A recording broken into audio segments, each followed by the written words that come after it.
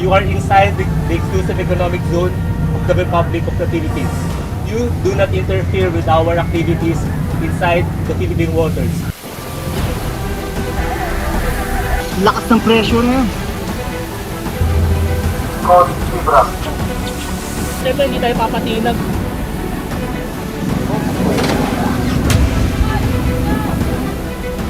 Habang naglalayag sa West Philippine Sea ang sandatahang lakas ng Pilipinas, Philippine Coast Guard at iba pang ahensya,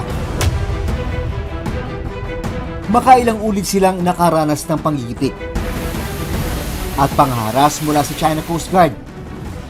Mula pangaharang,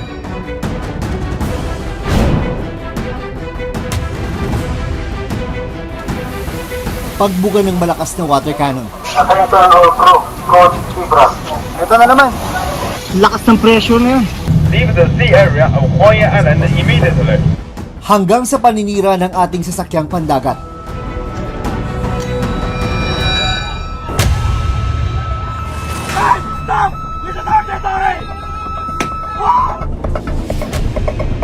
At mas malala, pananakit sa ating mga sundalo. Pero sa gitna ng lumalalang tensyon, hindi sila nagpapatinag. Handang ipaglaban ang ating karagatan.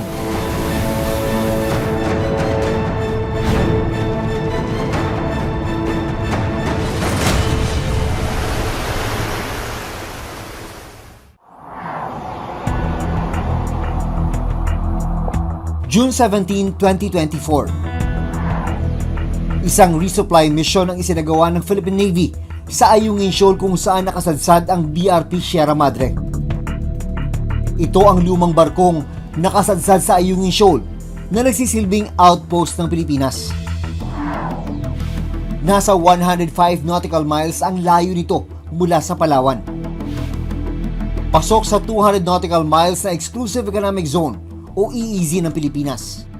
Pero ang inaasahang payapang resupply mission, mauwi pala sa isa sa pinakamarahas na enkwentro sa West Philippine Sea. Hey! Stop! This is our territory! Put your guns up! Picturean, sir! Picturean! Picturean! Yung daliri ni Sir.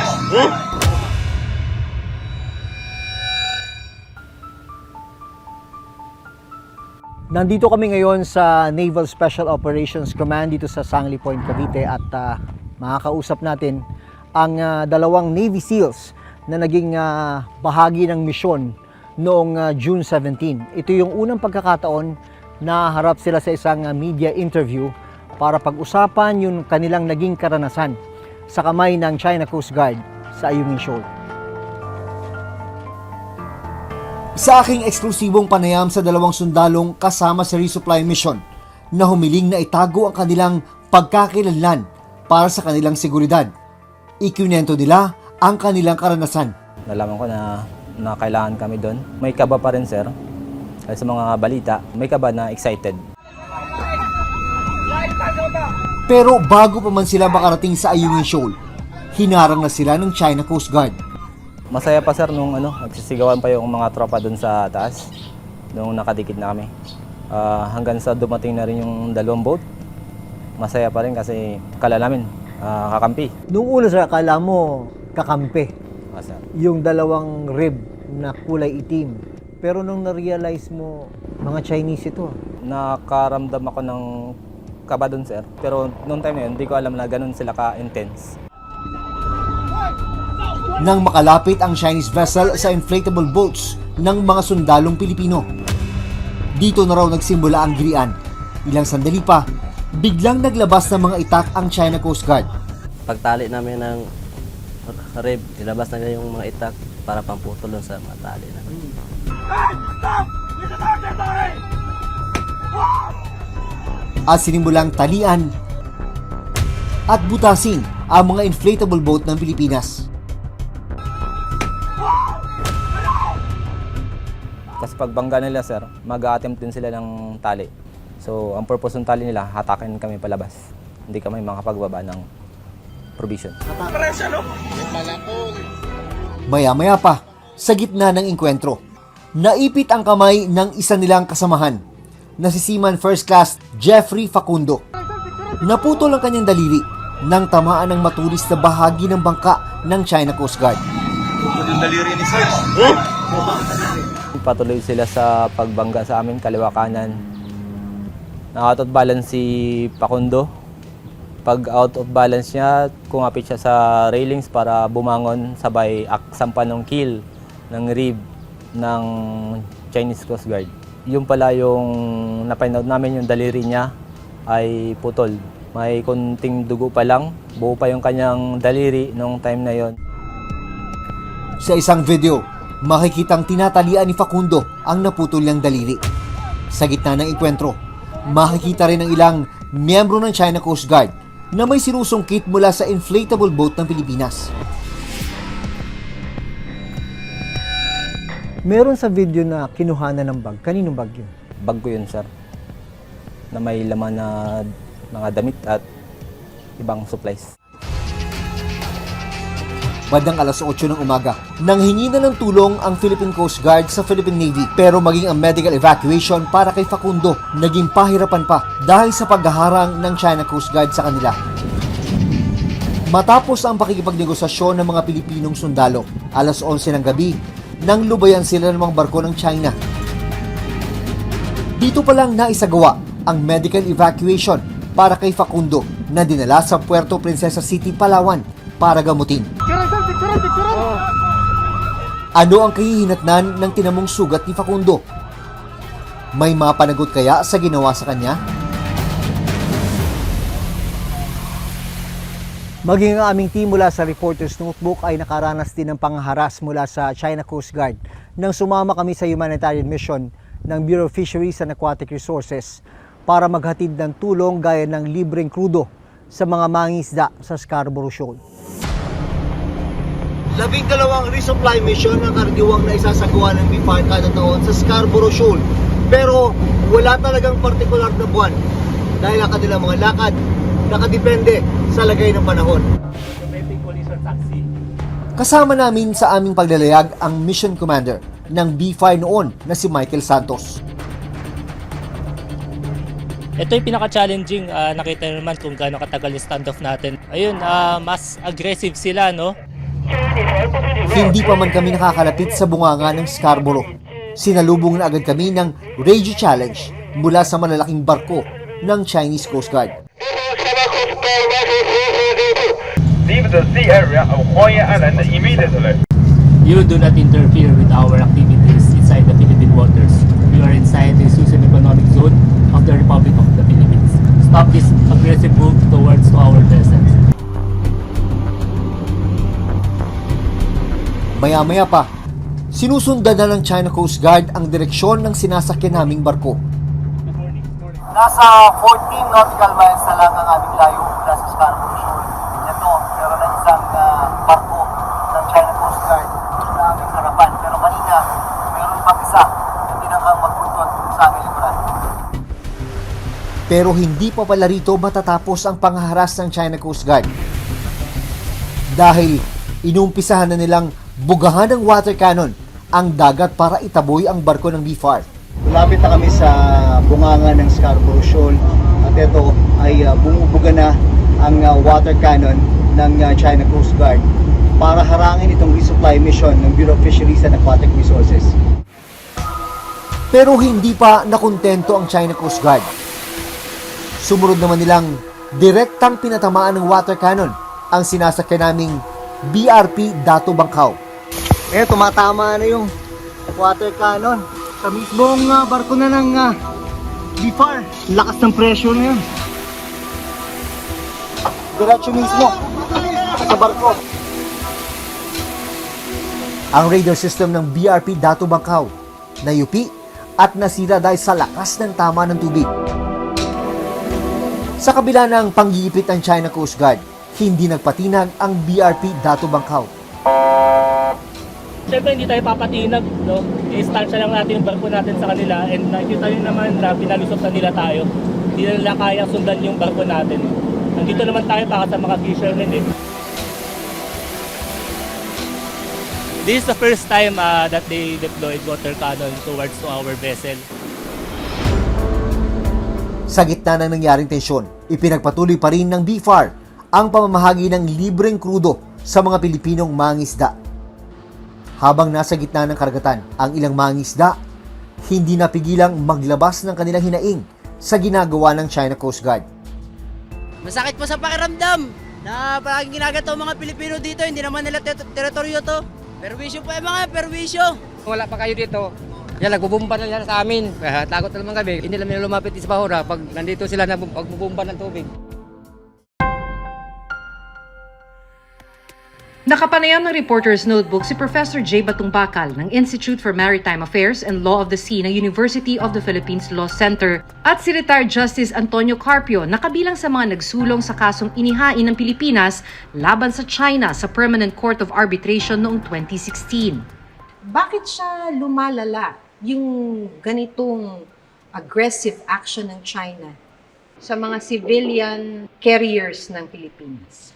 Recently, China adopted a new Coast Guard law. No? In-amend nila yung Coast Guard law nila, authorizing their Coast Guard to use all means, including firing of weapons, to enforce the 10-dash line, to stop those who violate their 10-dash line. Binubuli talaga nila yung mas maliit bansa. And a lot of people are wondering about that. Kung darating tayo sa ganung point ng, I guess, violence, na baka maging shooting war in the high seas. Yung violence, nakita na natin, sinampolan na nila tayo noong June 17.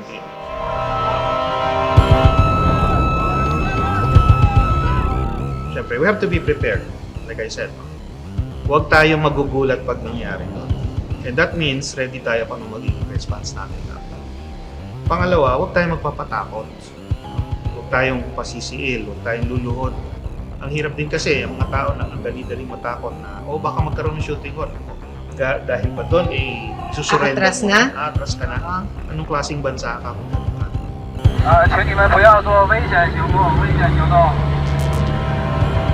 Sampung area sa West Philippine Sea ang inookupa ng Pilipinas, kabilang na ang Ayungin Shoal o Second Thomas Shoal, Rizal o Commodore Reef, Isla ng Lawak o Nanshan Island, Patag o Flat Island, Kota Island o Luwatia Island, Panata o Lankiam Cay, Likas Island o West York Island, Parola o Northeast Cay, Balagtas o Irvin Reef at ang Pag-asa Island.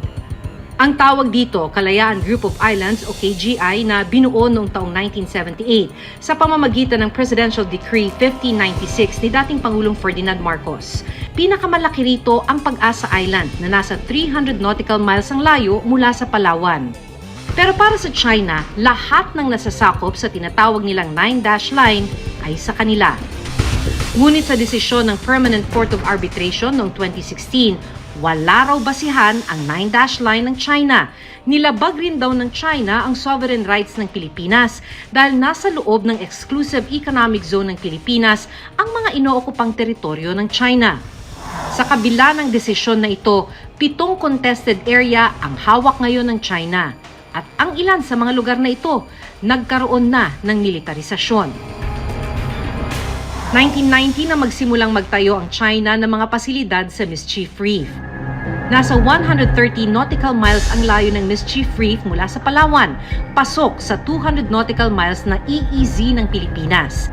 Pero ang maliit na kubo noon, napalitan na ng malalaking gusali at mga military facility ngayon. At that time, maganda yung negotiation natin, nakakuha tayo ng concession sa kanila. Doon nila pinangako na yung area dyan ay civilian purposes only at saka magiging subject to joint use in the future. Kaya ngayon, ayan, it's a full-blown military base, the largest military base in artificial island in South China Sea.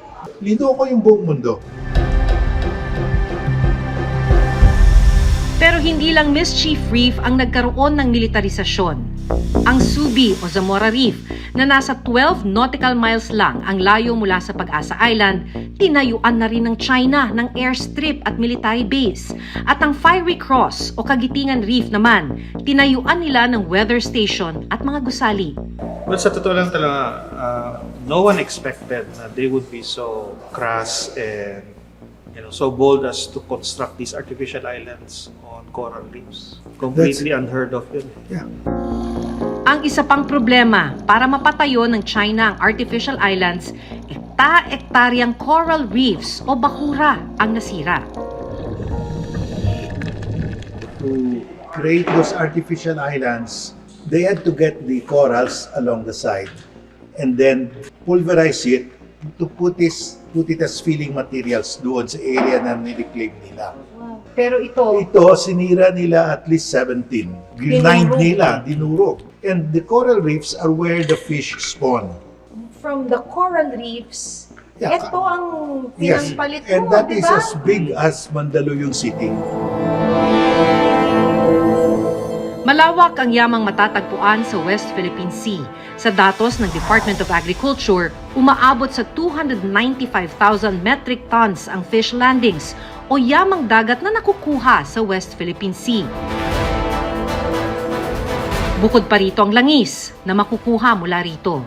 Tsaka yung oil and gas sa atin din yan. We cannot go to Reed Bank, although that's part of our exclusive economic zone, dahil sabi nila, magkakagera pag kunin natin yung oil or gas sa Reed Bank. Ang problema natin, we get 40% of the energy requirement of Luzon galing sa Malampaya. Paubos na. If you don't start now, wala na. Fish and gas. Ganun po ka-importante yung West Philippine Sea. Yes.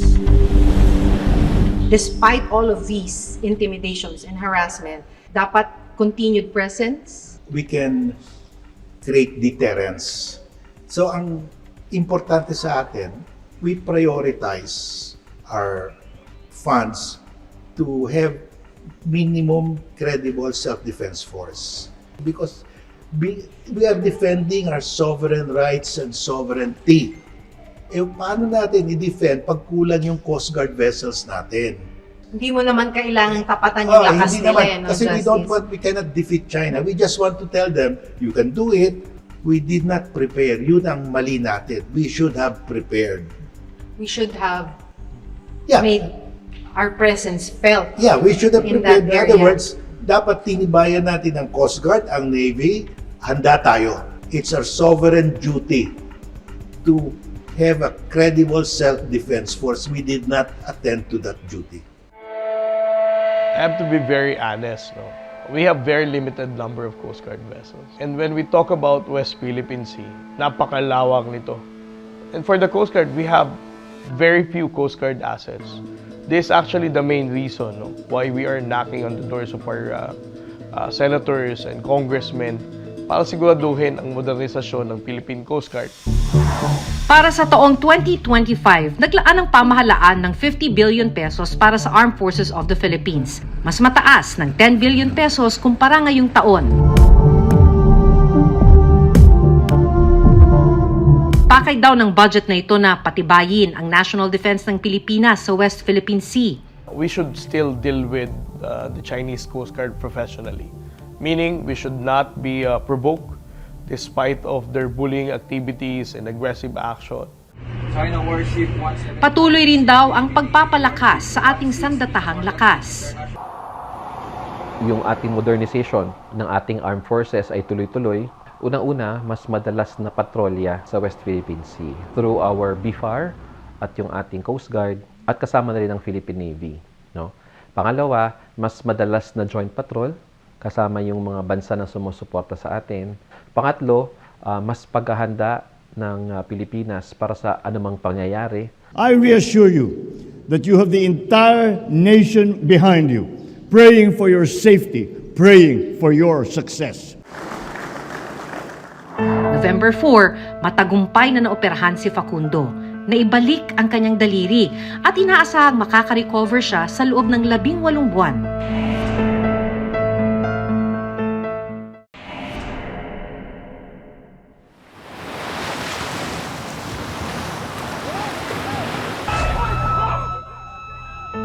6 na araw matapos ang engkwentro sa Ayungin Shoal ni na First Class Facundo, kinilala ni Pangulong Bongbong Marcos Jr. ang mga miyembro ng Philippine Navy na nakaengkwentro ng mga China Coast Guard.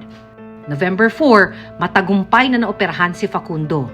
Naibalik ang kanyang daliri at inaasahang makaka-recover siya sa loob ng 18 buwan.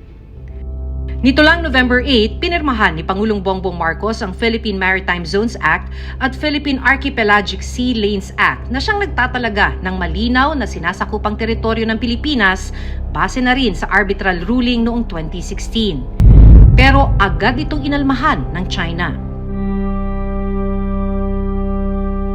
This is essential in establishing the extent of our maritime jurisdiction and to ensure that our rights and duties as an archipelagic state are well defined. Our people, especially our fisherfolk, should be able to pursue their livelihood free from uncertainty and harassment.